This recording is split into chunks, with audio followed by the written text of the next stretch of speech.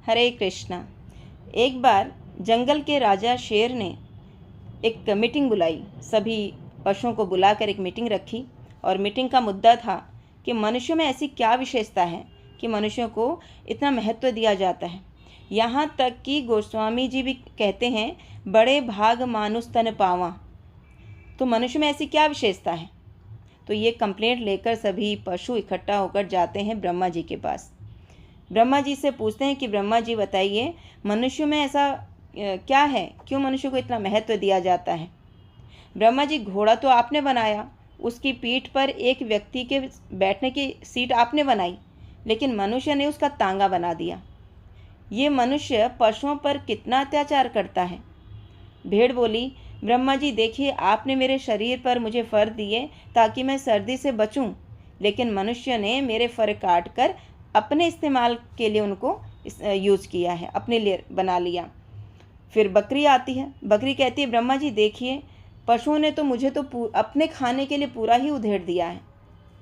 तो ब्रह्मा जी बोले, बात तो सही है आप सबकी, लेकिन इसका जवाब तो मनुष्य ही दे सकता है। तो चलो हम मनुष्य से ही पूछते हैं। तो ब्रह्मा जी उन सभी को लेकर आते हैं भूलोक में और यहाँ पर मनुष्यों को बुलाते हैं। ब्रह्मा जी ने उनसे पूछा कि बोलो क्या विशेषता है तुम में? तो मनुष्य बोले कि हम मीठा बोलते हैं, हम अपनी बातों से दूसरों को रिझा लेते हैं। तो ब्रह्मा जी बोले, इसमें तुम्हारी क्या विशेषता है? जब कोई मीठा बोलता है तो कोयल की संज्ञा दी जाती है कि देखो ये कोयल जैसा मीठा बोलता है। फिर मनुष्य ने बोला कि हम सुंदर कपड़े पहनते हैं। इतने में हिरन आगे आ गया। हिरन ने कहा, तुमसे सुंदर कपड़े मेरे हैं, मेरे चर्म से तुम अपने लिए कपड़े बनाते हो, तो तुमसे ज़्यादा सुंदर कपड़े तो मेरे हैं। फिर मनुष्य ने बोला कि हम बलवान हैं। फिर शेर आगे आ गया। शेर ने बोला कि तुम कहाँ के बलवान हो? जब तुम में लड़ाई होती है तो बोला जाता है कि शेर जैसे लड़ रहे हैं, वहाँ पे मेरी संज्ञा दी जाती है। ब्रह्मा जी ने कहा, ये सारी विशेषताएं तो पशुओं की हैं। तुम्हारी नाक अच्छी है तो तोते की संज्ञा दी जाती है, मनुष्य की आँख अच्छी है तो हिरन की संज्ञा दी जाती है ना? तो तुम में ऐसा क्या है? तो मनुष्य ने कुछ समझ नहीं आया तो बोला कि हम तो चालाक हैं। तो ब्रह्मा जी ने बोला कि तुमसे ज़्यादा चालाक तो लोमड़ी है। फिर मनुष्य बोला कि हम मूर्ख हैं। इतने में गधा आगे आता है। गधा बोलता है कि तुमसे मूर्ख तो मैं हूँ। जब मूर्खों की तुम्हें मूर्ख बोला जाता है तो उसकी संज्ञा तो गधे की दी जाती है, मेरी संज्ञा दी जाती है।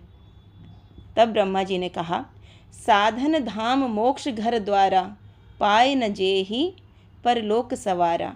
मनुष्य साधना कर सकता है, मनुष्य धर्म को समझ सकता है। आहार निद्रा भय मैथुनम च सामान्यम एतत् पशुभिः नृणाम।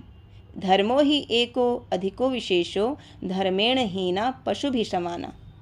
जो मनुष्य धर्म से विहीन है वो पशु के समान है ना? तो मनुष्य क्या कर सकता है? साधना कर सकता है, भगवत धाम की प्राप्ति कर सकता है, भगवान की सेवा कर सकता है, भगवान को प्रसन्न कर सकता है अपने कार्यों के माध्यम से, अपनी साधना, अपनी भक्ति के माध्यम से, अपनी तपस्या के माध्यम से, जो कार्य पशु नहीं कर सकते।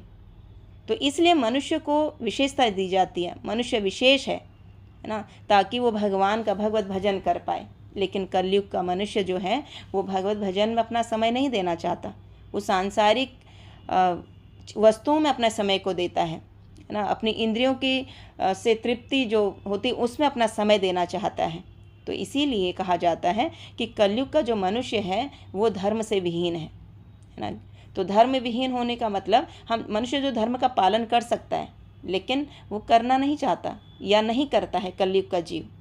तो इसलिए जो धर्म से विहीन है, जो अपने धर्म का पालन नहीं करता, तो वो उसको धर्महीन, उसको पशु के समान बताया गया है।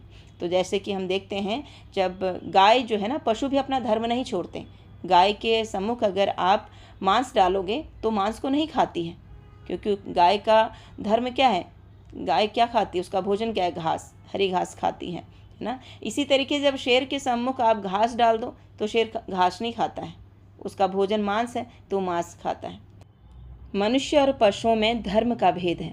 धर्म ही है जो मनुष्यों को विशेष बनाता है। पशुओं को कथा में क्यों नहीं बिठाया जाता है ना। तो इसीलिए नहीं बैठाया जाता कि जो पशु हैं वो उनका धर्म ये नहीं है ना। उनका धर्म है, जैसे वो अपने धर्म का पालन करते हैं कि गाय बहुत दिन से भूखी है, मांस उसके सम्मुख डाला जाए तो मांस नहीं खाती। इसी तरीके से शेर है, शेर के सामने अगर बहुत दिन भूखे रहने के बाद भी अगर घास डालते तो नहीं खाता। लेकिन मनुष्य जो है वो घास भी खाता है, वो मांस भी खाता है, वो सब कुछ खाएगा। तो जो धर्म छोड़ता है उसे धर्म के मार्ग पर लाने के लिए भगवान की कथाएं सुनाई जाती हैं। इसलिए कथाओं में मनुष्यों को बिठाया जाता है, उनको बुलाया जाता है। इसीलिए गोस्वामी तुलसीदास जी ने लिखा है, बड़े भाग मानुष तन पावा। तो आइए इस मानुष तन को पाकर इसको धन्य बनाते हैं।